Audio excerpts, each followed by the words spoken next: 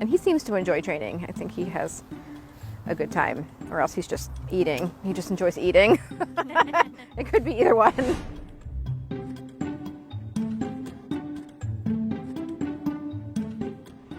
We're here at the Maryland Zoo where Becky and Devin are going to show us how they care for the wild Arctic foxes. Getting the trust of the animal. So it's a really slow process. We take really small baby steps, usually starting with just approaching, getting the animal comfortable with us being there. So this is Timber. He's one of our Arctic foxes. He's a much more confident critter outside on exhibit. So we do a lot of his training out here. Becky is talking about medical behavior training. Basically, this is an umbrella term for the techniques and practices that they use to safely interact with wild zoo animals like Timber.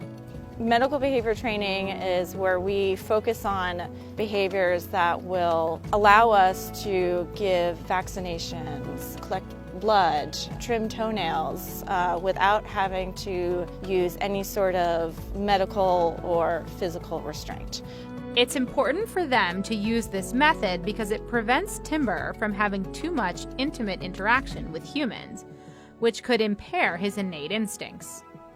It's like spectacular, kind of, to be able to do this to these, wild animals. Yes, they're in a zoo setting, but just to do training, I think, for all of us is really cool. There you go. All right, sit. Sit. You're all right. Good. Stay there. So the zookeeper will use an apple or some sort of treat to encourage Timber to place his paws onto the chain link fence, and when he does that, the vet tech can come in and trim his toenails. So we worked on a behavior to get them to sort of voluntarily present their nails to us so that Devin can safely trim them. I feel very special anytime there is even the slightest little improvement or next step that we take with any animal training.